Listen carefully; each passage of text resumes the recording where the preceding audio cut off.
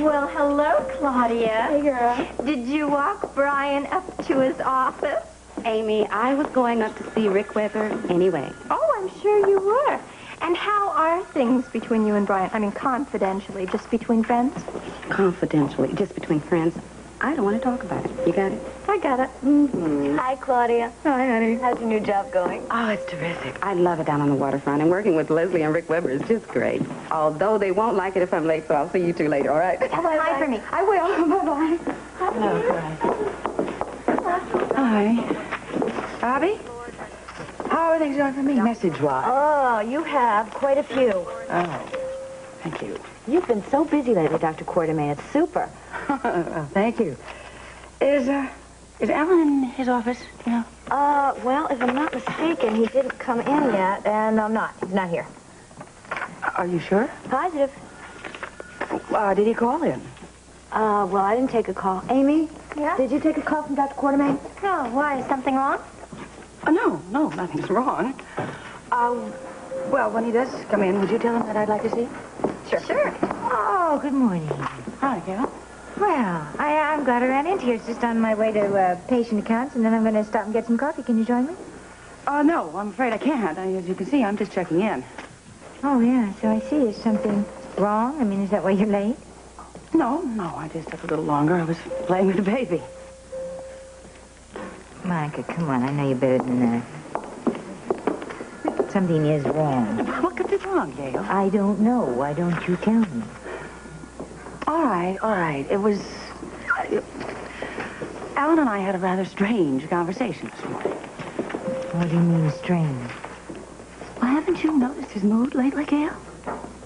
Lately, I thought he was in a rather good mood. Not just rather good. He has been in a terrific mood. He's happy, he's cheerful, he's confident, and I am confused. Well, I thought maybe that meant that the two of you were getting along better. The two of us are exactly the way we've always been, Gail. At a stalemate. Oh, well, then I can see why you're confused. Yes, I'm also rather curious. You know, he left the house way before I did this morning, and he still hasn't checked in the hospital. Monica, are you saying you're wondering where Alan is?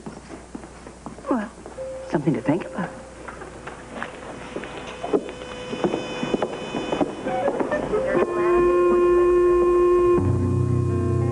Hello, Jessie. I'm sorry. Howard, I think it's so exciting about you going to England. I really do. You have a safe trip, and you give our love to Dory. I'll do that. And you might tell her that she's welcome back on staff at any time. I'll tell her that too, Jessie. Okay. See you later. Boy, this feels like a conspiracy. Everybody just wants to make sure you're happy, Howard. No, I understand. I appreciate it. I really do, honestly. But, enough of that. I want to find out about Jeff's situation. Well, Steve and I have been discussing it, and we really think it's best if he could get on staff out west somewhere, preferably in Nevada. A perfect idea. The change might do him good. I don't know. But there is only a 6-week residency requirement for divorce there. That's right. Which means once Heather is well enough to finally divorce, Jeff will be able to get through it quickly. How does Jeff feel about it? Well, of the alternatives, I think he finds that most attractive. Frankly, he's very torn up by the idea, as you can imagine. Well, making a move, it's a big transition. Let me pay for this, please. And not to mention the situation with Ann and Jeremy. Here you are. Thank you. Thank you. Well, it's a hellish decision for him to make, no question. I suppose once he gets settled, when he gets the divorce settled, that he was sent for Ann and Jeremy. Oh, yes, I believe he will. Of course, he hates the idea of leaving Ann right now, but he is firmly convinced that he cannot risk leaving Steve and Lars anywhere near Heather, and frankly, I don't blame him. I'm sorry, Lila. Alan hasn't come in yet this morning. Dr. Desire called. No. Wait a second. Here he comes now. Hold on. Hello, Jesse. Hello, Amy. Hello. Your mother's on the phone for you. Tell her I'll phone her when I get up to the office, okay? Okay. Okay, fine. Well, you look wonderful. How are you feeling? Well, thank you very much. Terrific. You're in a good mood today. Yeah, well, have you been outside? It's fantastic. I haven't, but I'll check it out later. I have a lot of messages for you. Okay. And also, Monica wants to talk with you. And here she comes. Thanks. You wanted to see me? Yes, I did, but that's funny. All of a sudden, I can't remember what it was. Are you just checking in? Yes, I had to make that stop on the way in. What stuff? I had to go and sign the payroll because Susan phoned me, and she's got the flu, so I had to stop by the disco and sign the payroll. Did I hear you say you were at the disco this morning? What's that, Amy? Oh, I'm sorry. I didn't mean to interrupt you. It's just, I thought I heard you say that you were at the disco this morning, and I just wanted to say that, well, I was sorry I missed you when you were there. See, both Bobbie and I were there this morning for the exercise class. Well, I'm sorry I missed you, too. I guess class was over by the time I got there. Anyway, I wouldn't have seen you because I go into the office through the back way, so I wouldn't know whether class was over or not. But I can tell you what. From now on, when I go there, I'm going to check to see if you're there, and I'm going to make sure to say hello to you. How's that? I'd like that very much. I'd appreciate it. Okay, good. Listen, I've got a full day. Will you excuse me?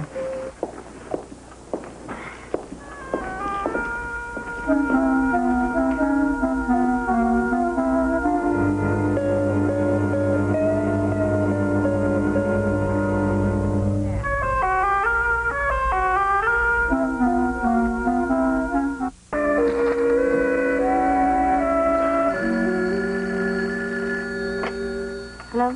Hello. Look, this is Paul Newman again. I'm going to be sending my private jet for you at 3 o'clock for dinner, okay? 3 o'clock. Yeah, well, we're expected in London by 8. Oh, well, that does sound rather appealing, Paul. But Susan, how many times do I have to tell you? tell me what? I am busy tonight. Perhaps we can make it tomorrow night. Tomorrow. Oh, Susan, you are such a cruel... Alan, is that you? Oh, you know what? We really got to drop this whole line of conversation. I'm so glad you called. What, even Even though it's me, huh? Especially since it's you. That's nice. How do you feel? How do I sound? you sound like you're trying very hard, but you still sound a little rough around the edges. No, actually, I feel much better. If you are not feeling completely better by this afternoon, I want you to see a doctor.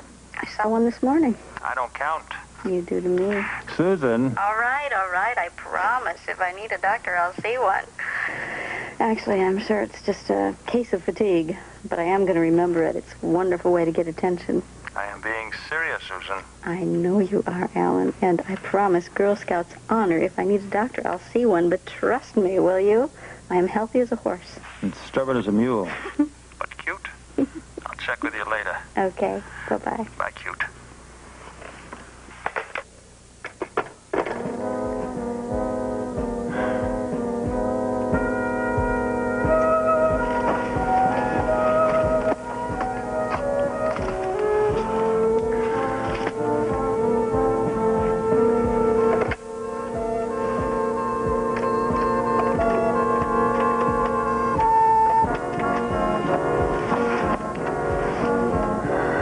Hello, this is Susan Moore. I'd like to make an appointment with Dr. McCall, please. Yes, I am. Well, as soon as possible. Oh, that'd be great. What time? Okay. Thank you very much.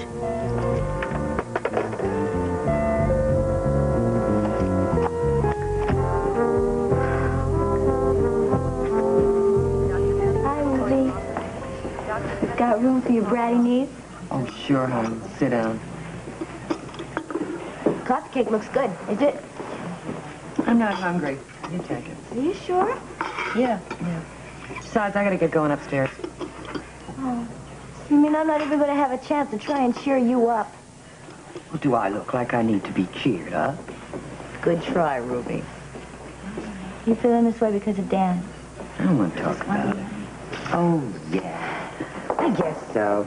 Anyway, I gotta get to work. All right, look, we're going to talk later, okay? We're going to go out this weekend and we'll have a rip-roaring time, just the two of us. All right. Maybe. Be good. Bye, Joe.